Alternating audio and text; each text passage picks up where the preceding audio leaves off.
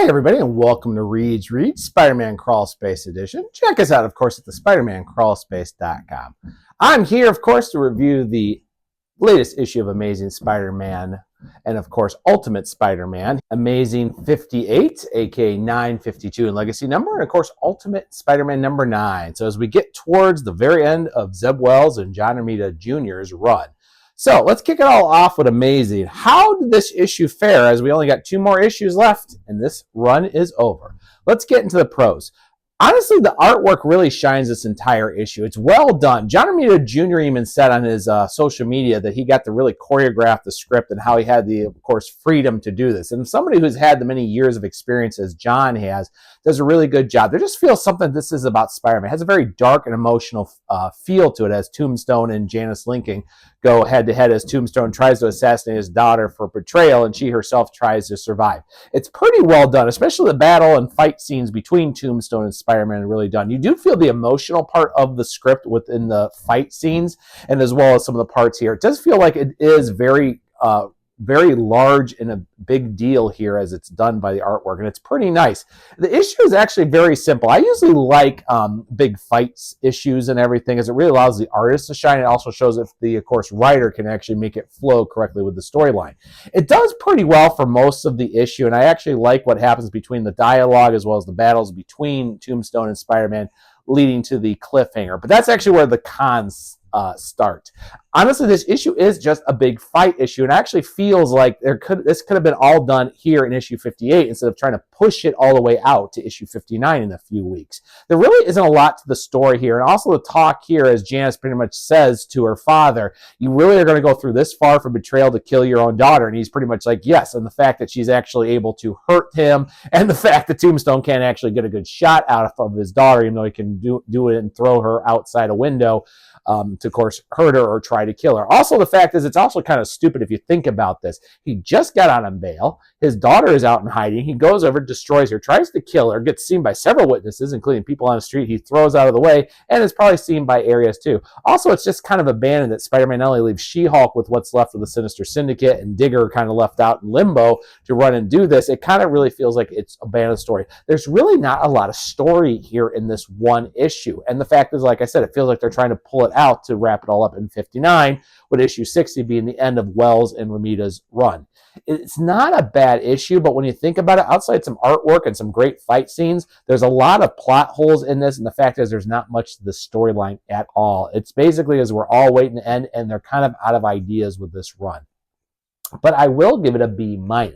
It's still a pretty good issue. I do enjoy it. Honestly, these last couple issues of the end of Zeb Wells and John Romita Jr.'s run have actually been not bad at all, especially with the focus on Tombstone, which has honestly been the highlight of his whole run the last couple of years. But that's really where it stops for me. Moving on over, though, to the Ultimate Universe by Jonathan Hickman and John Chichetto. We're going to get into the kickoff of the new Ultimate Sinister Six storyline here at issue 9. Let's go with the pros. I honestly love the opening. There's no fight, no nothing, but the talk between Ben Parker, J. Jonah Jameson, and Mary Jane is just fantastic. I love actually finding out how the paper works. That it's meant to actually, as I said, get the big stories of the truth of what's going on in this Ultimate Universe. That the fact is, despite all the things and all the controls of the media, the maker is doing this. And even better is the fact is we see Jonah saying like, well, we've had all 8 stories, but there's so one. We're getting more viewers, but they're all about Spider-Man, and his friend the Green Goblin. There's not a lot to it. And Mary Jane basically says, but it's got their attention. They're showing that there's things here. The fact that you have these subscribers and you're going to be bigger outlets than any other medias in our country. It's so well done. It's just such a great little part. And also, I love the talk between Peter, Harry, and Otto Octavius here. I love the fact that we get this, the Iron Spidey costume and the fact of what it looks like and how Peter's like, you know what? I'm good. I don't need this. And Otto kind of feels kind of hurt by it, but then at the same time, he's kind of like, huh. Maybe I did go a little far. Let me do something better. I love the fact, also the dialogue, the fact that Peter does not like the AI in his Pico suit, and it actually causes him to finally say, you know what? I don't like this dark voice in my head. I think I need to get rid of this costume. And he goes to a classic spandex Spider-Man costume, very thin, but of course has the updated webs and everything. It's such a cool thing, and I like this feel here that Peter got away from it, and the setup for Ultimate Venom is there. But I also like the fact that as we finally see the AI Norman Osborn in the Green Goblin costume finally hit the pieces here with the Black Cat. I do like how the Black Cat, Tom Hardy, is actually introduced here, how he actually comes in as this old kind of warrior, but more of a thief. And the fact he takes both Spider-Man and the Green Goblin by surprise with, his own lightsaber and his own fighting skills is pretty cool. But I do like the fact that he gets outsmarted by Peter, because he's kind of like, you don't get it. I have a spider sense, and I might be new to this for a few months, but I can also know the fact is I know how to fight an old guy who thinks he's the world's greatest thief.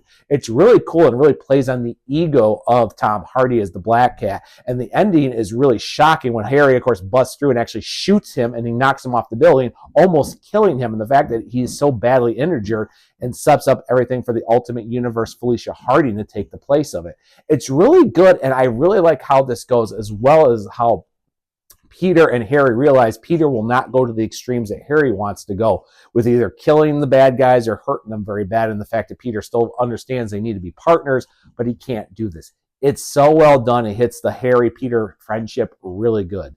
And that leads us a little bit to the cons. Honestly, I did feel like there was supposed to be more to this with the introducing the Ultimate Sinister Six here. And in a way, it's taken a little tease from the original Amazing Spider-Man Annual 1 that introduced us to the original Sinister Six back in the 1960s, where each member went to fight, Spider-Man to wear them down, eventually leading to the final battle between Dr. Octopus and Peter. And of course, it didn't work then. I do like the fact that we kind of blame on that, but it also feels like Wilson Fisk kind of went a little too much. Instead of, course, attacking Peter and Harry, he just sends the Black Cat do it. And the Black Cat not only gets his butt kicked, he basically gets himself almost killed, or he's in the process of dying. It really shows that there wasn't a lot of thought process in this. It also kind of feels like there's a little hype to this, but we don't really know where this story is going to go, as we've got about 3 more issues before the Sinister Six storyline's over. If the other issues are going to like this, it's going to kind of feel like we get the villain of the group, but at the same time if Harry is not going to care and just basically shoot first and ask questions later, and Peter's going to try to be the responsible one, I don't see the Sinister Six lasting very much. So it's not bad at all. And honestly, I think the dialogue between all the characters is set up. Peter getting his regular costume away from the Picotech, as well as the fact that the AI Norman Osborn is now reaching those areas we thought Harry was going to crack at, is really well done. The issue gets a solid A from me. It's really good. If we had a little bit more of the Sinister Six and more of the storyline, it would have went up. But also at the same time, I don't think it wouldn't have been for that cliffhanger with the Black Cat basically being thrown to his death. I think it might have lowered this issue a little bit more. Otherwise, they're both really good.